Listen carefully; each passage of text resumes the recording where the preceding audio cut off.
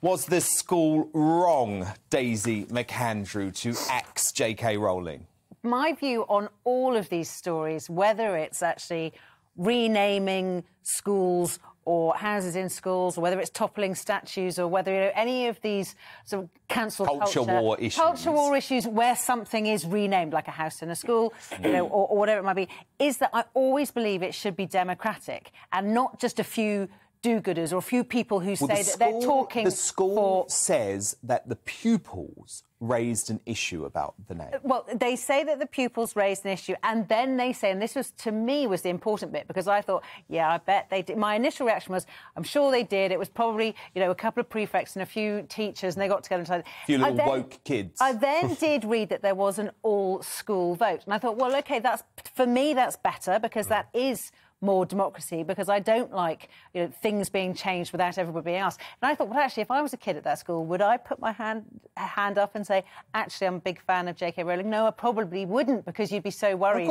about the reaction of everybody else. Scared of the mob. And this is the mob. It is the cancel culture mob. I think this school is gutless and pathetic for this decision.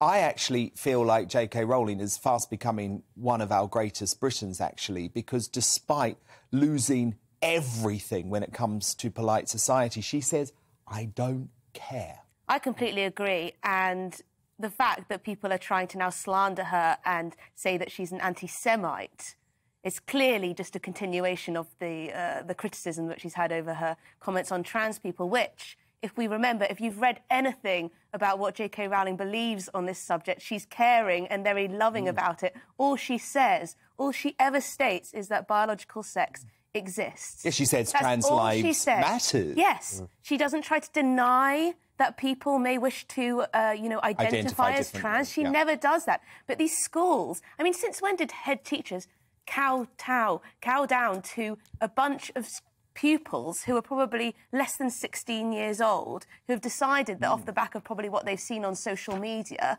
that this woman needs to be removed from their school? They should be told J.K. Rowling is the author of the most successful book series in history. She overcame adversity. She came from a relatively deprived background in Scotland, and she is someone you should be looking up to, not someone you should be cancelling. But may I just add, I was recently at a school and I was doing a talk on free speech, and there was one young lady in the audience who was watching who simply said that people should not be allowed, and that no one should be allowed to say, essentially, what J.K. Rowling has said. And these young students, I'm sure that not all of the pupils in that room agreed with this girl, but she was the one that spoke the loudest. This is how cancel culture is allowed to, happen. We're doing what Britain does, aren't we? We're attacking our most successful people. Yeah. And we're always putting down our best.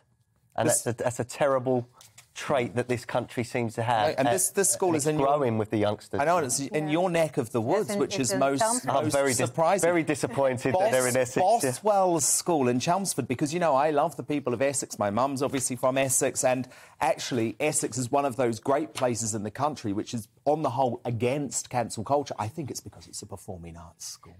I had a nightclub around the corner from there, Dan. Did you? Yeah. I had a nightclub in Chelmsford. But I will say just about the Jon Stewart thing quickly. At least he had the balls to come out today and say he doesn't believe that J.K. Rowling actually is anti-Semitic and he was making light-hearted comments.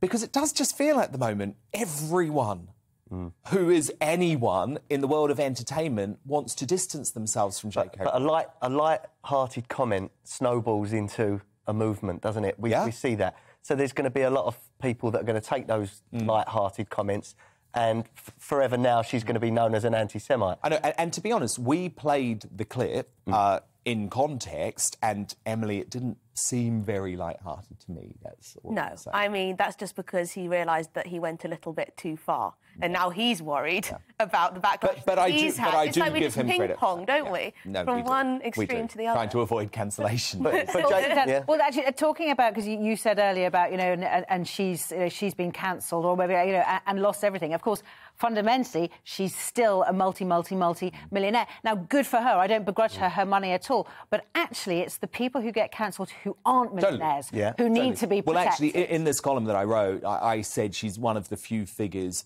who has been rendered uncancellable because she's too big. Actually she's too successful, but most of us aren't. And people with money still have feelings. You know, let's not... Of course. She might be a multi-billionaire, whatever she is, but... No, exactly, but at least she's not going to lose her house. No, exactly that. I feel like that's all I meant. and Ricky Gervais and all the others who stand up and actually say that they believe in free that's so speech important. and free thought That's are so important because they can.